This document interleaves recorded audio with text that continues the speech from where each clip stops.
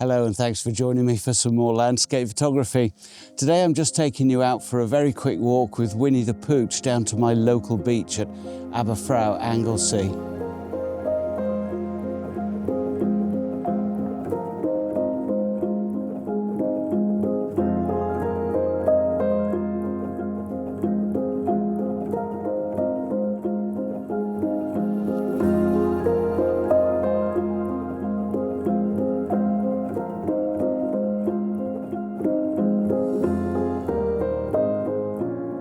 Not sure Winnie the Pooch knows what to make of me standing here with what looks like a very appetizing stick.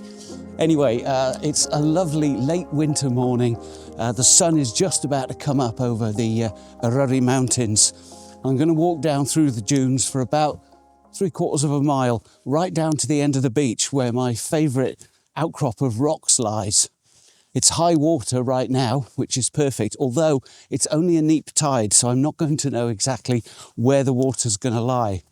The sort of thing I'm after is the sort of thing that I usually capture when I'm out with Winnie the Pooch, but I'm not bringing you with me. So I'm travelling light. I've got my OM3 and my 8-25 lens on.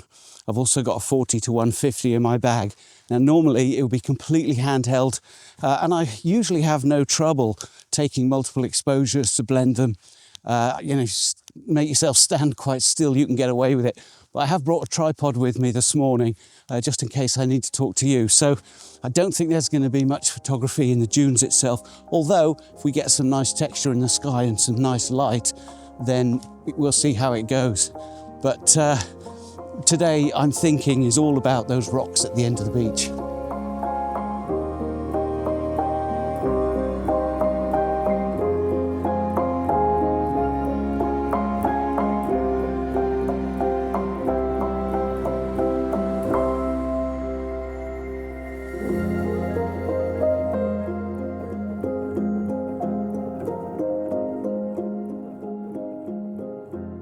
The thing about this sand dune system, it does give you the opportunity to find some fabulous shapes and textures, especially around sunrise with this lovely golden side light.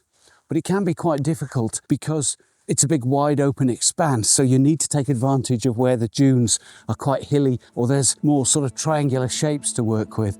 Here's one or two images that I've taken in the dunes themselves over the years while I've been out with Winnie the Pooch.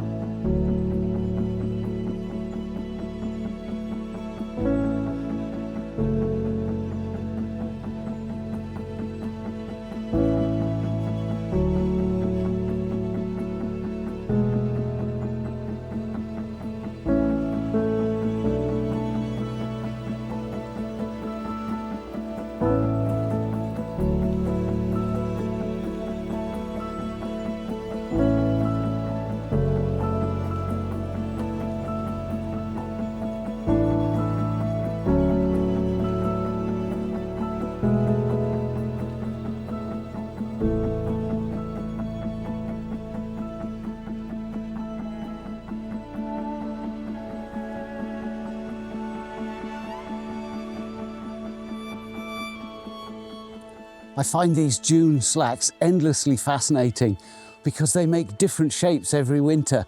Round about November time, when the water table starts filling up, they start to appear. And it's a bit of a lottery every year as to how spectacular they're going to be. This year is an absolutely bumper year. And as you can imagine, Winnie the Pooch really enjoys them. Last year, for example, we had almost nothing at all, just the odd puddle here and there. But this entire lake, come round about end of April, early May, will have drained away, and then you get this amazing meadow of flowers and all sorts going on. There's lovely marsh orchids and low foliage, so it's just completely different. And yet you look at this and you think it's a really well-established small lake. It's an amazing ecosystem.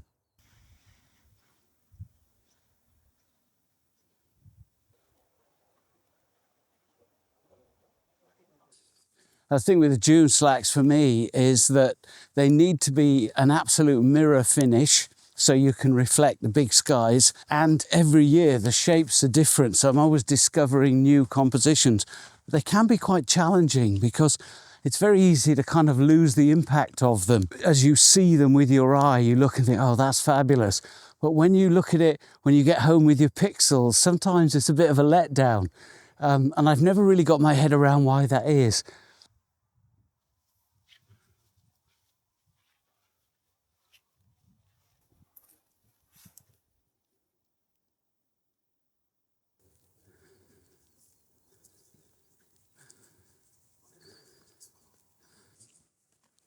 One thing that I've never really understood is why I very rarely see other landscape photographers around here. Because for me, there's just endless bits of interest in this whole ecosystem with the beach, the rocks, the estuary, and of course the extensive dunes. But I suppose it can be quite challenging. And I think that the advantage I have is that I'm here frequently, a minimum once a week. So I get to experience it in all sorts of different conditions. And it would be very difficult to explore and find all the little nooks and crannies that attract me as a photographer if you were just here for a bit of a scout round and you didn't know the area so well. So I can kind of understand that.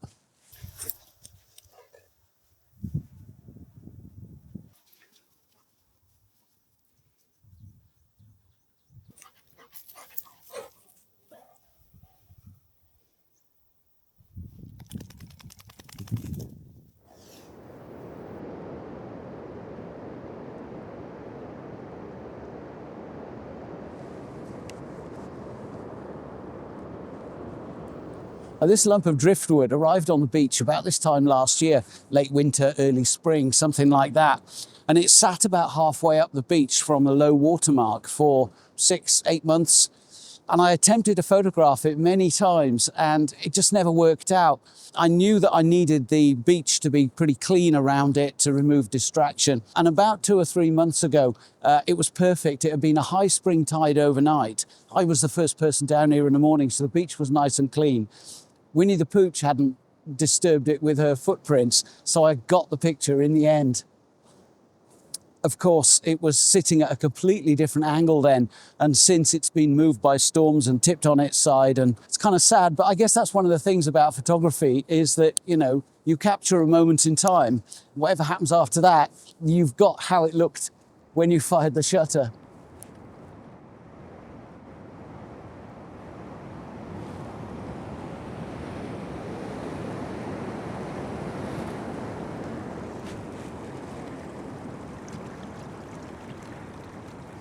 It's like I've got the place to myself as usual.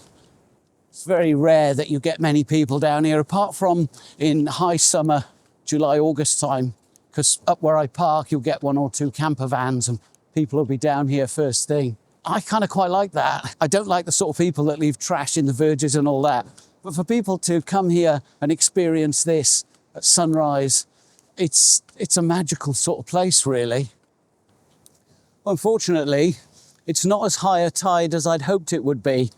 These rocks in the foreground often make really interesting shapes as the waves come up between them.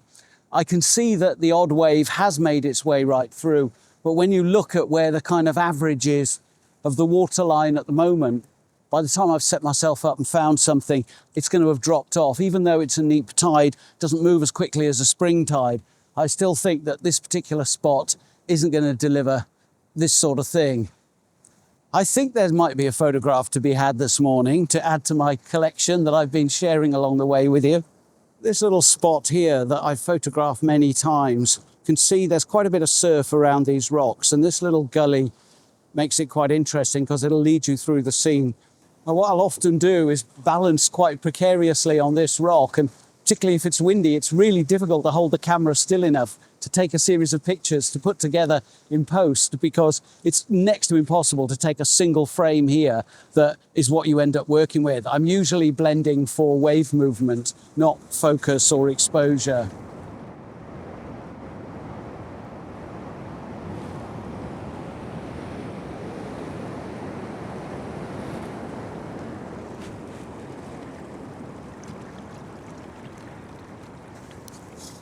So, despite the fact that I can make handhelds, probably get the tripod going here because it allows me to talk to you while I'm at it.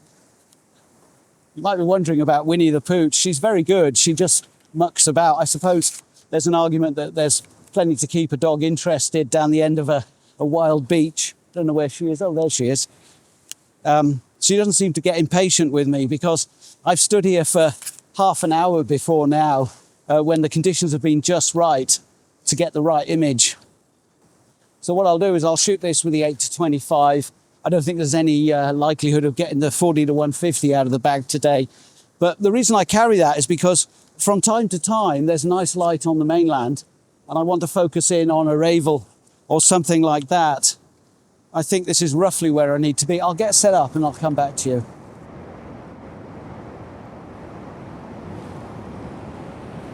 I always carry a set of filters in my bag, even if I'm out on business, because I've always got a camera with me and you just never know what you're going to find. So we'll pop a CPL on and then we'll pop a 0.9 soft grad because the rocks are dark and the sky is bright.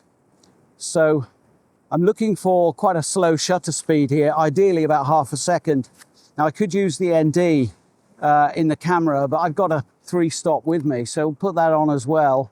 That's getting me down to about half a second. Actually, I could get as low as a second with that setup. So now I'm just going to wait for some waves to hit these rocks.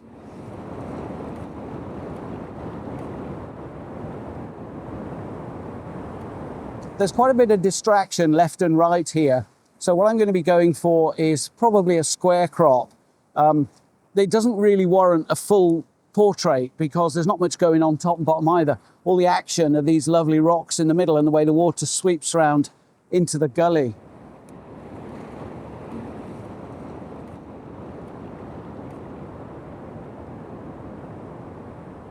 So as I said, what I'm usually doing is standing here like this, taking shot after shot and trying desperately not to move. That's the thing. So, and what I'll often do is not just blend nice water in the foreground, but I'll also try and catch it so I've got a nice curling wave in the background, so I've got interest right through the image.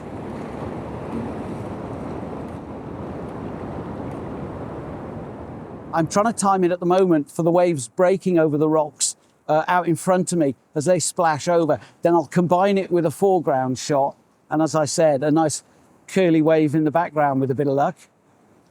I'm not really worried about camera shake, or even though I'm down at half a second, the IBIS is really good, and it's perfectly feasible just to hit the shutter. You know, it's what I normally do when I'm handheld. So on a tripod, because I'm talking to you, I don't have to worry about camera shake too much.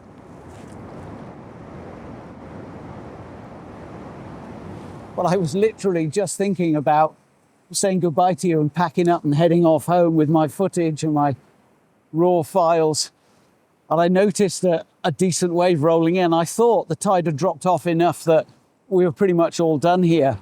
But I just spotted it out the corner of my eye and I grabbed a series of frames. And here are the raw files for you to take a look at, because looking at them on the back of the camera, that's the set that I'm going to be processing together. So it just goes to show, a lot of the times I come down here and I'll just sit on one of those rocks, there's nothing doing, and I still have a fabulous time. But when there is an opportunity to get the camera off my strap and do something with it, you just can't beat it. And maybe every 6 or 7 times I come down here, there's the opportunity for an image that I really like.